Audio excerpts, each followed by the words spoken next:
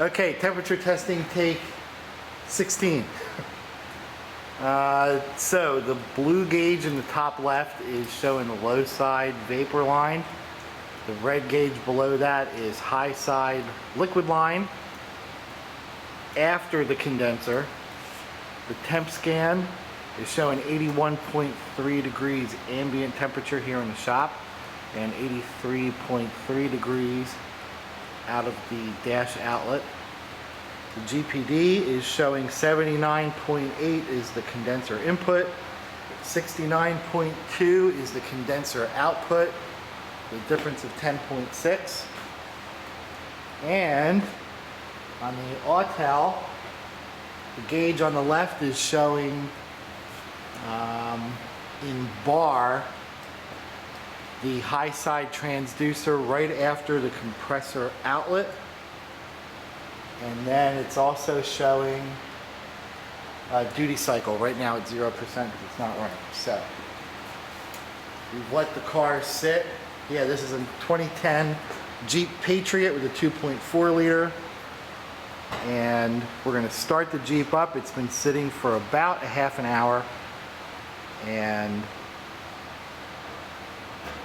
we're going to record what happens.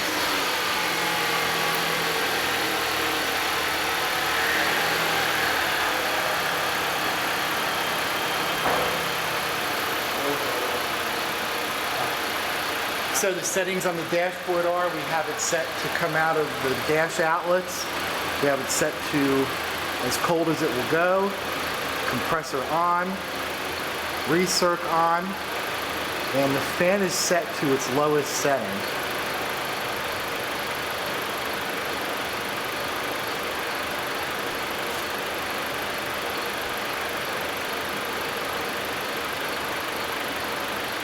And this Jeep has about 49,000 miles on it.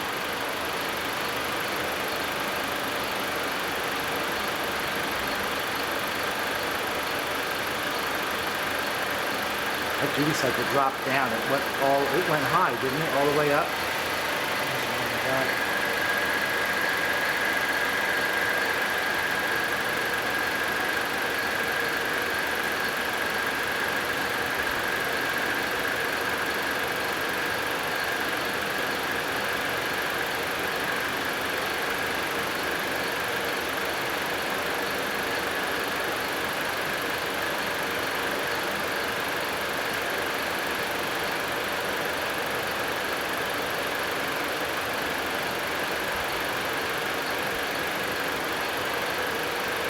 So yeah, look at that, 150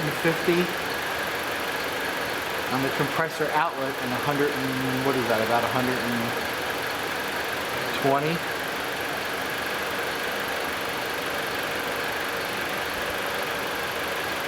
So about a 20-degree difference, right? Or 20 PSI difference.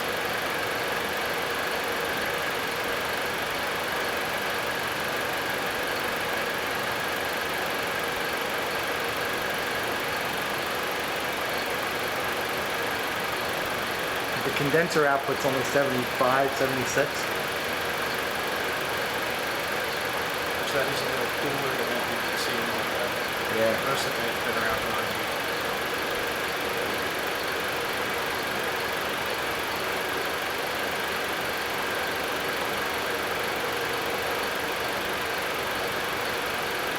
Please let it stabilize.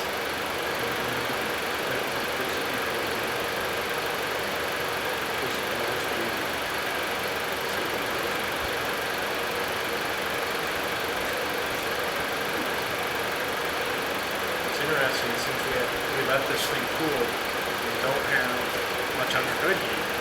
We have a very little drop across the condenser again.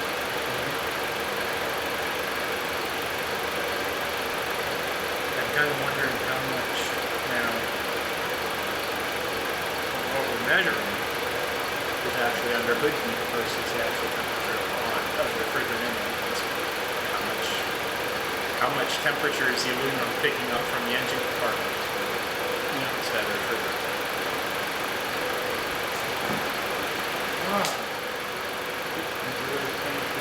No, I'm gonna touch it. The condenser fan just turned on, right? Yeah, it's on low to medium speed. Is that a variable speed fan, you think? It's either 2-stage or 3-stage. They don't vary the speed of it with Yeah, it's just a 3. I think it's low, medium, high. I looked it up in service information earlier, and I don't remember what it said. It's not a continuously variable.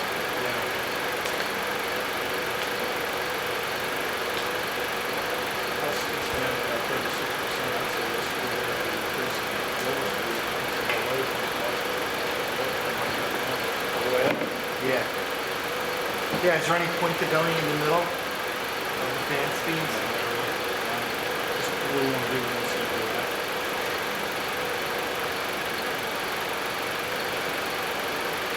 Now we've increased the fan speed to high. Doesn't take long. Maybe the next.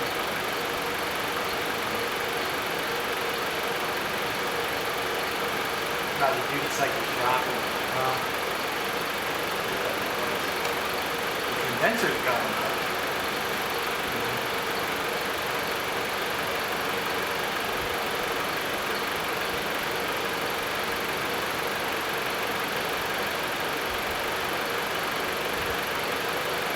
How did we get it to max out before?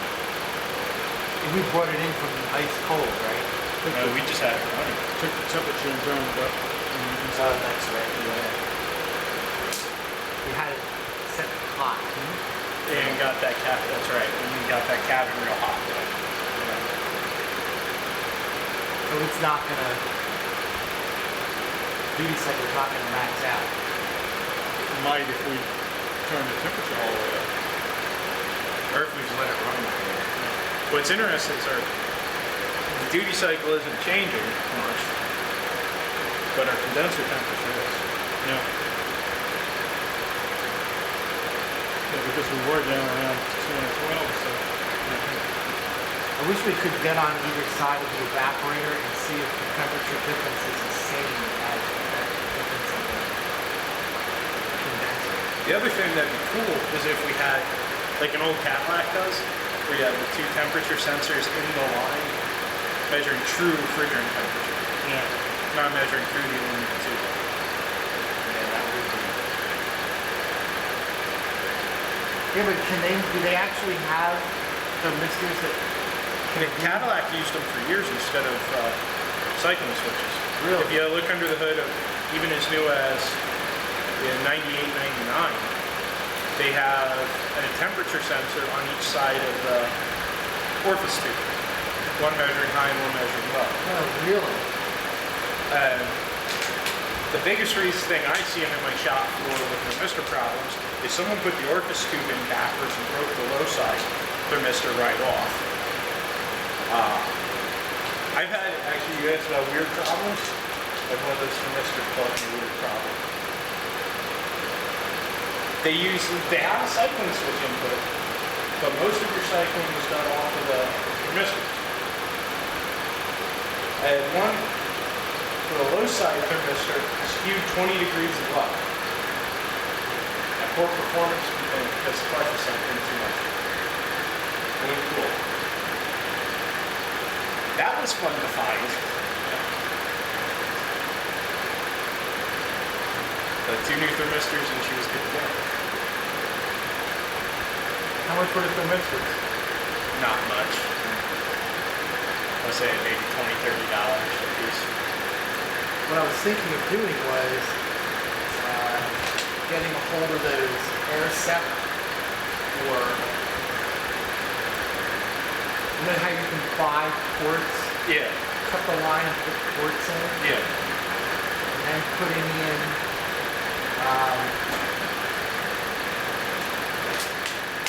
some kind of a thermocouple or a thermistor or something, and then like a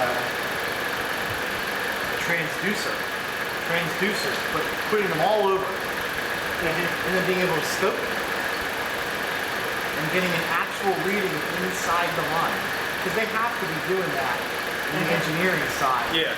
when they're designing these things. I just put it on 4 heat. For heat.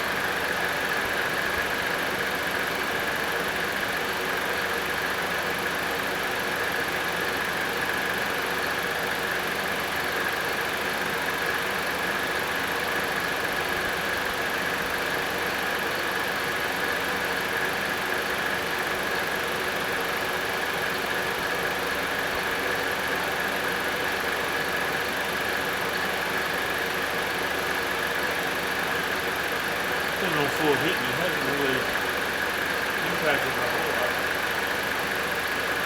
45 degrees difference from the conventional.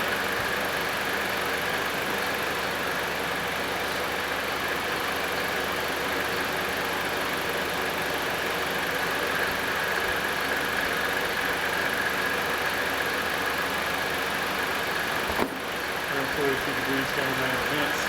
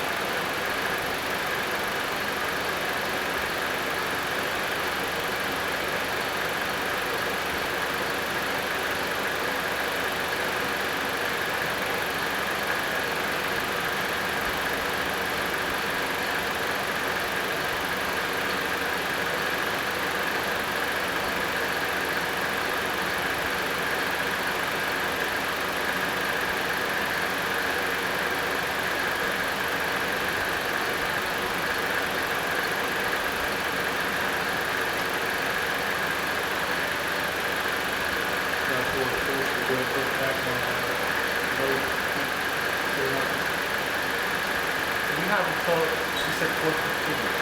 She means that, well, I just asked her before, she said that she has to go home at 4:30. So she said, I told you guys 4:15 to give you enough time to make sure it's ready for me to go home. You want to do this again tomorrow? I don't know that we've given you.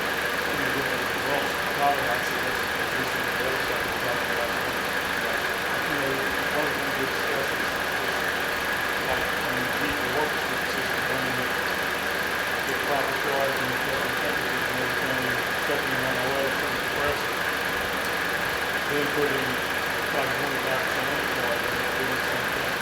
But you do it with an outlet. Now we do it deep. Still an orchestra.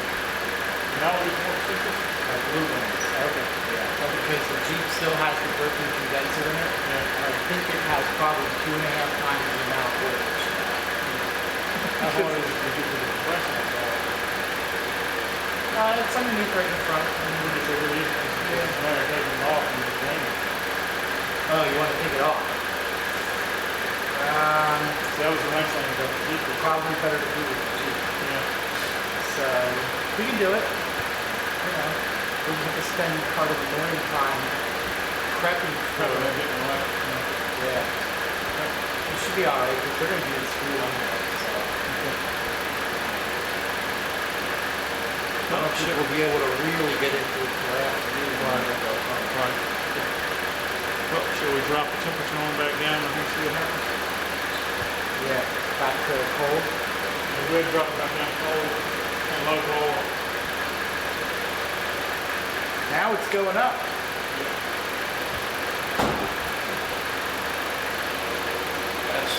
We're back on max AC.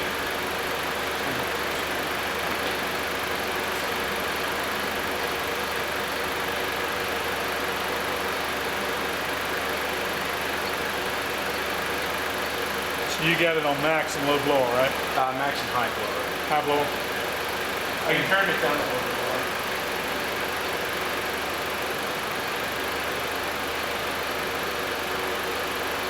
Because we'll have to pull the front of the Jeep apart and put the new condenser in. You act like that's hard. It's not. It's just, you know, you can just roll it in and start running. Not like this thing. How hard is it to get to the dimension? I can change those Not hard. condensers all day in 45 minutes. Yeah. Pull the front, pull the grill off. And It's very better. Some of them, depending on the year, you have to pull a radiator out. I don't remember. sure hope you don't on this one. I don't think so. That's slowing down, right? You gonna come back tomorrow? I have to be at the shop tomorrow.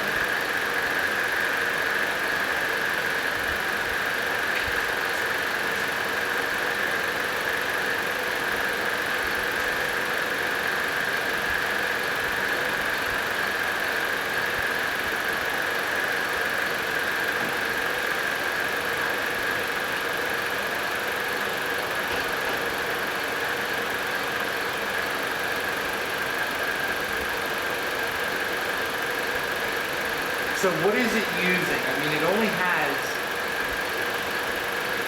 3 pins, right?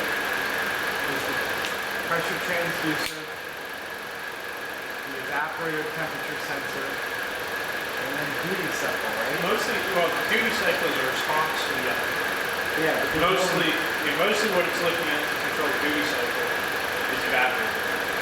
We want to get that evaporator for about 39, 40 minutes. The pressure sensor or transducer is mostly a safety one to bring the fans in and for high pressure cutout.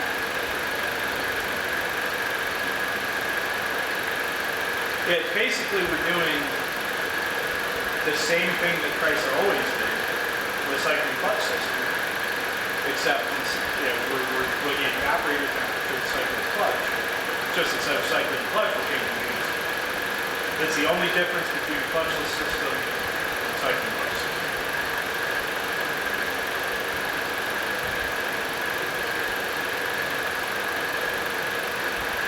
And if you kind of do a roll of a Ross in the track, even though it's good, one of the displacement person on that is most likely is either going to go on or off. Really? Why? They just decided to, I've never seen a good answer, they decided to do that. Because we spent a half a day first time we started doing these things, I didn't know. The Yaris? Ross and the Rolls are 2 different. All it is just a regular old fashioned cycle system, expansion well cycle system, but they use the electronic control button. You either get no multiple or you have to cut it off. So they're either just having it run 95% or 0%.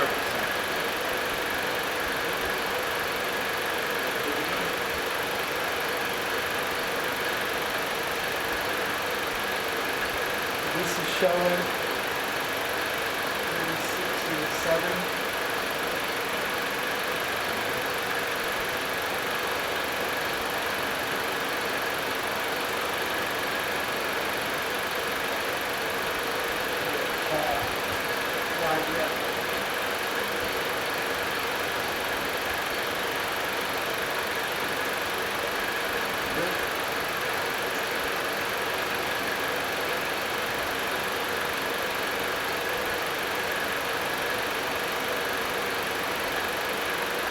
If we can get well, you already tested the Corolla and the Yaris, right?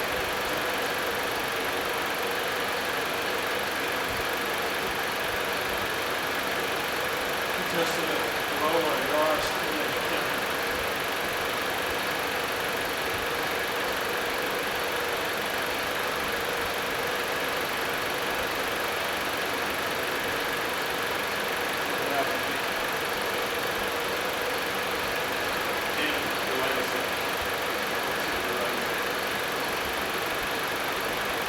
Does the legacy fluctuate like this one? I never saw the difference between where it goes between the motors. I haven't spoken about fully visible run. I've never seen the difference between so long.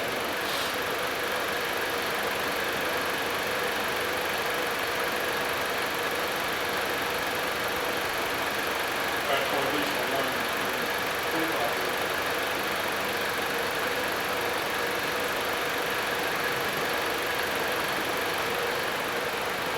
Yeah, thank you. It's very strange.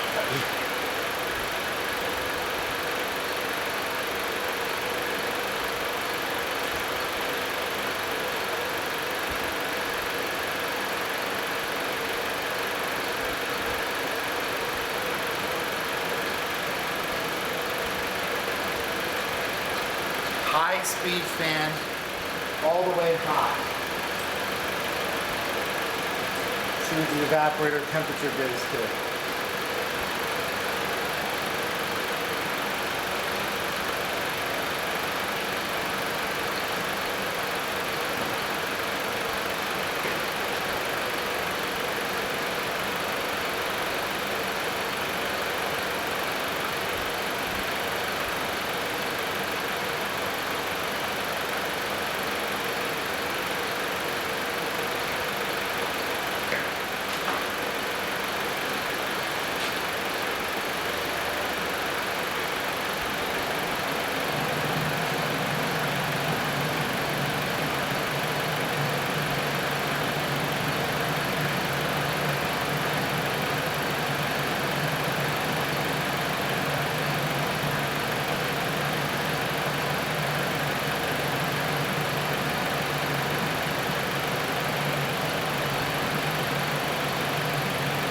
Now it's starting to climb. I changed it from recirc to fresh air.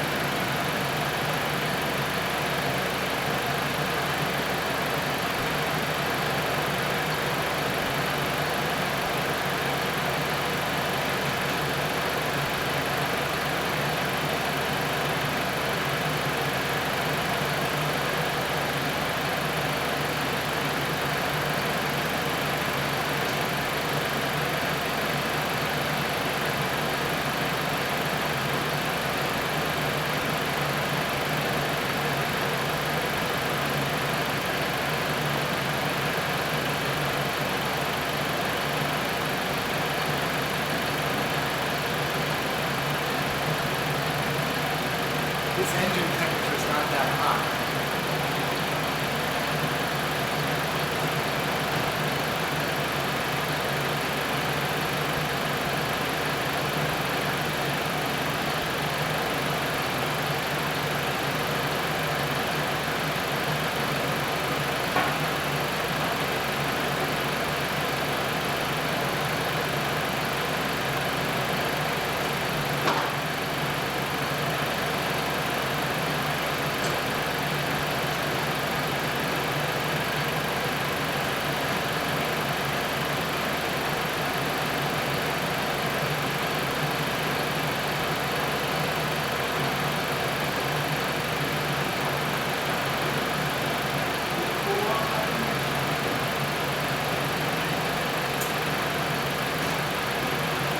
Yeah.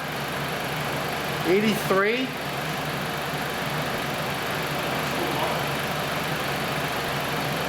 Wall says it's 87. Really?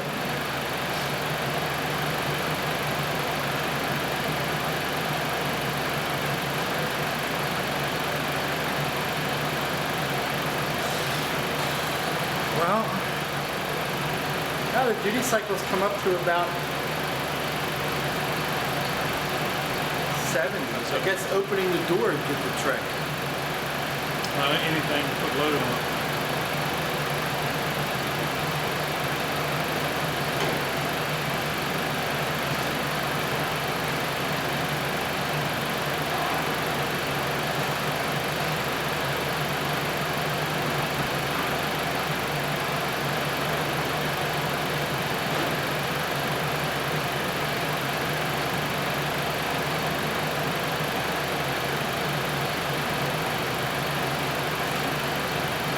If I turn the fan speed down, that load it up. It's hot. Hot blower, What's that? hot air. If I lower it in speed, it'll load it. Lower speed should cause pressure change.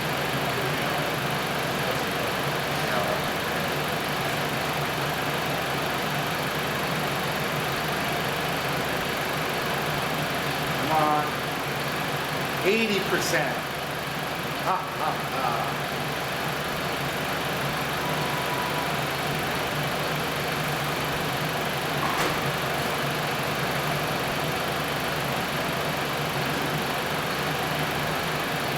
like Never Never Land in here. You can't see outside.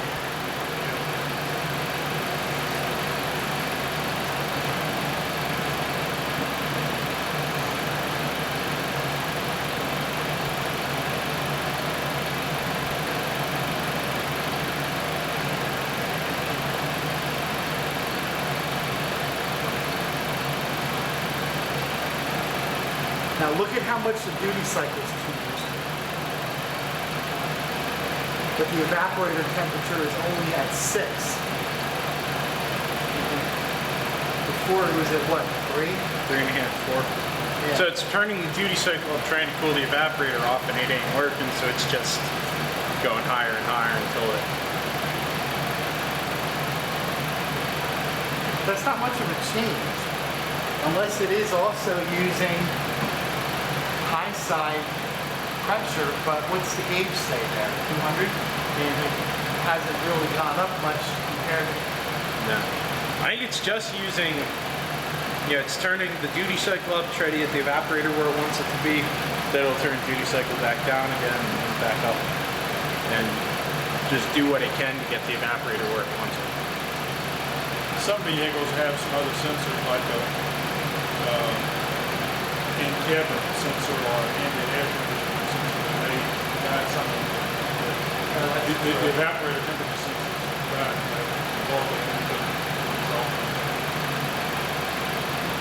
This car hasn't. Probably not because it's manual temperature control. Yeah. Normally in-car sensors are only for automatic temperature control. But But problem, you never know because they don't tell you. we have what Chrysler uses for ambient air temperature is the battery temperature sensor. That makes sense.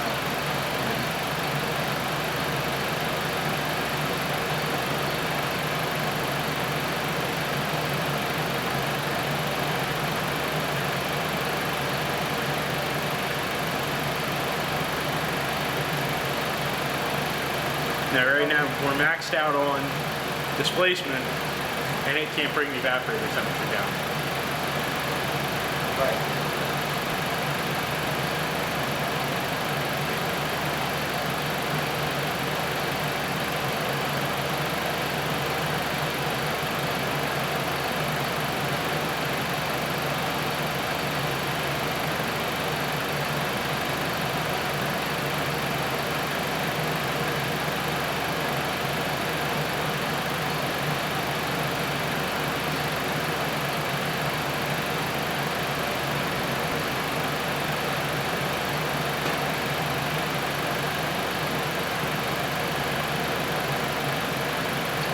According to all data, it has a ambient temperature sensor, evaporator temperature sensor, all that temperature sensor, pressure sensor, so what they're calling thermal sensors.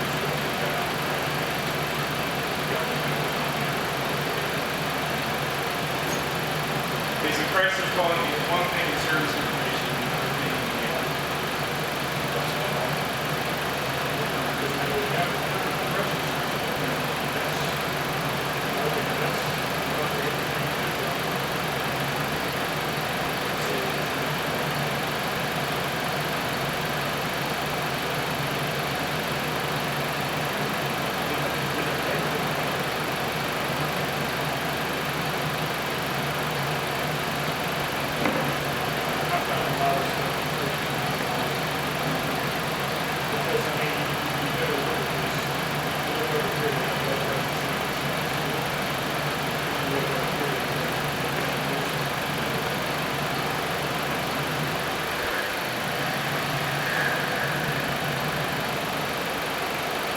All right, I just changed it to all the way recirculate, or all the way cold and recirc. And the evaporator temperature is going up.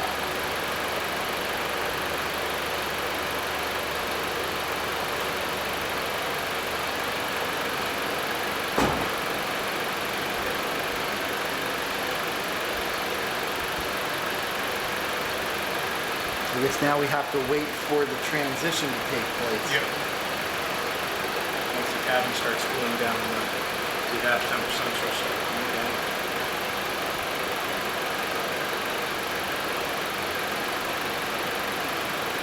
I'm surprised that fan never kicked up. And it's on ever so slightly. Barely, I mean, you know.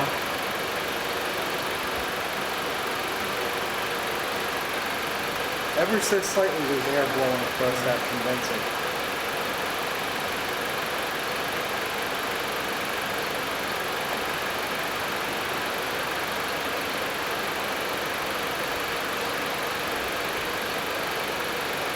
What do you think about the heat load in the shop? Do you think it's adequate? Stifling. It definitely have enough heat load to simulate a summer day in here. With the exception of the humidity. Yeah. It's definitely not humid. But I'm just thinking for the future, for further temperature testing parties that we have, you know,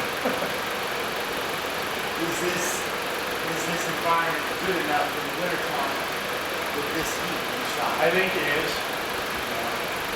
Yeah, if you wanted to throw in the humidity, I guess you could bring in some of the vaporizer. Try to think of something. I think it's good enough.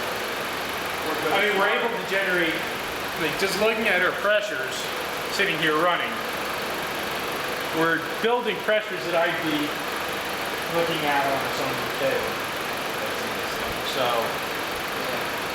I think it's pretty good.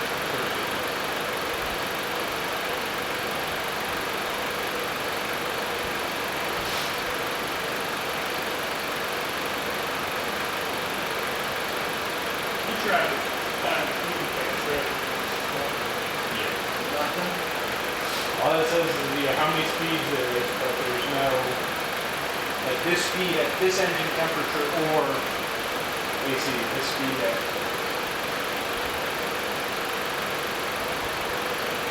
You know, it would really be nice to find someone in the price that could help us with that. If you had that. You know, find a guy that works for them. Well, sometimes you can get all of that if you go back to the website. So they can let us go to the website. You know, that's But you have tech authority. And a lot of times that stuff isn't there on first. You're right. Sometimes it is.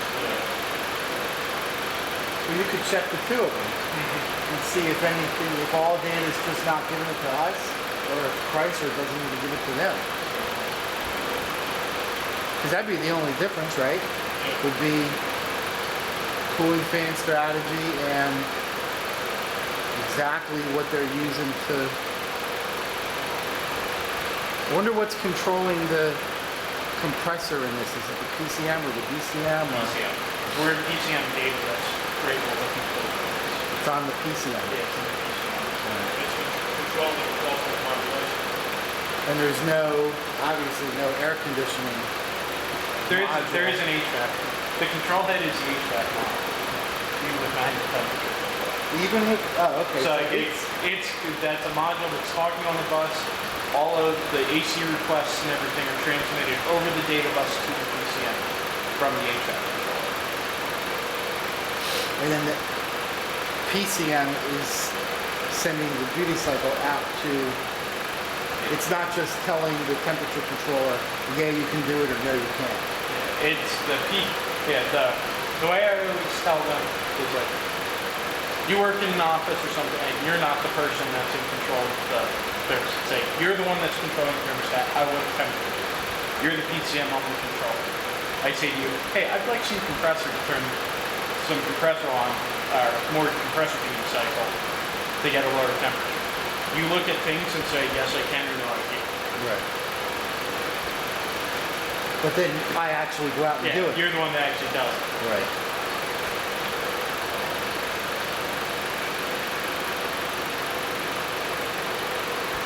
It's still full on.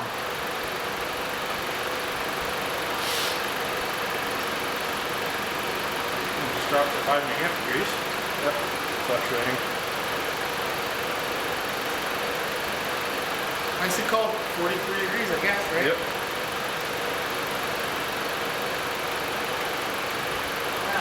The engine temperature is up to half.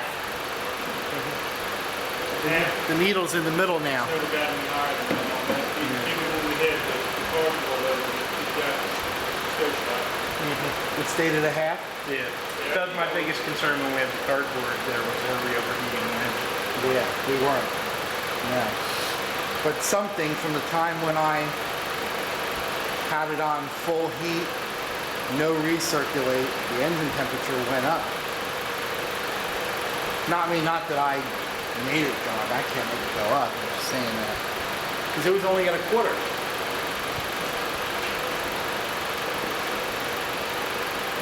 Well, now, of course, it cooled off while we had it sitting here.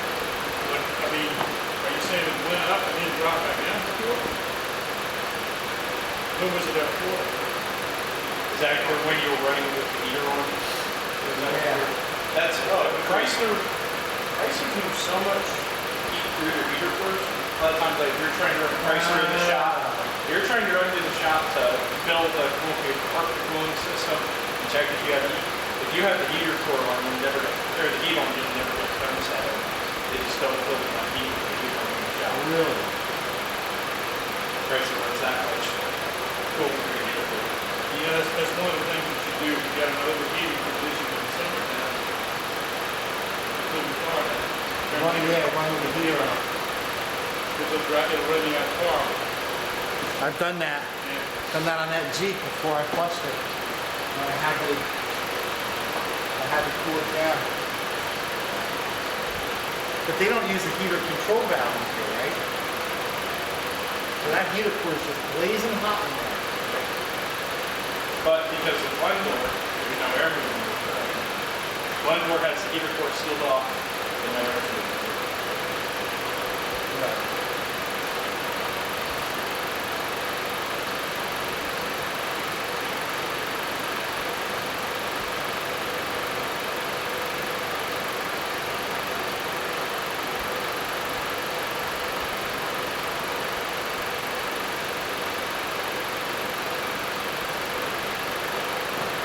Who makes these caps?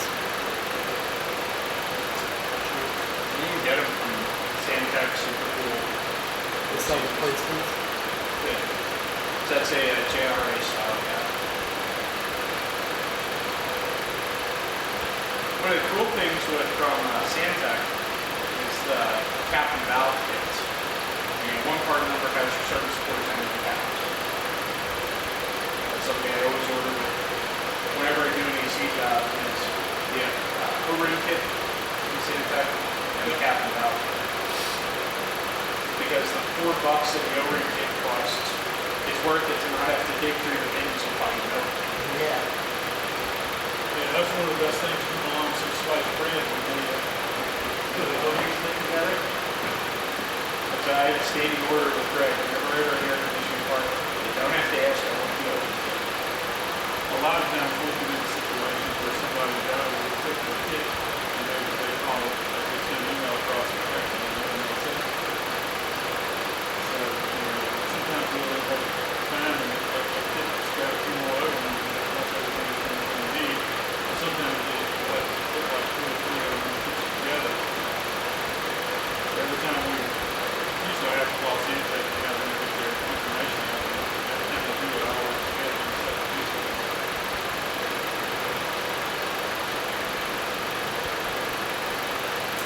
It's amazing that somebody that long. 415? Yes, it is. Yeah, she needs it. Oh, we gotta get this out of here. Yep, she needs her card back, so I guess that's it for today. Leave it around a second, Steve.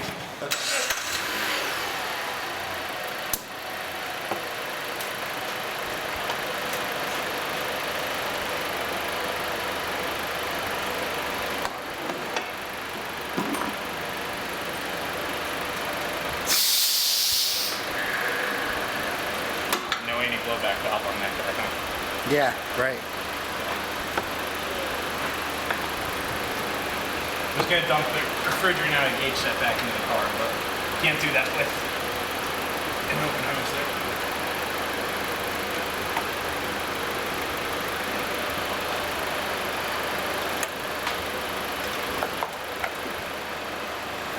So what were the major surprises that you encountered today, Keith?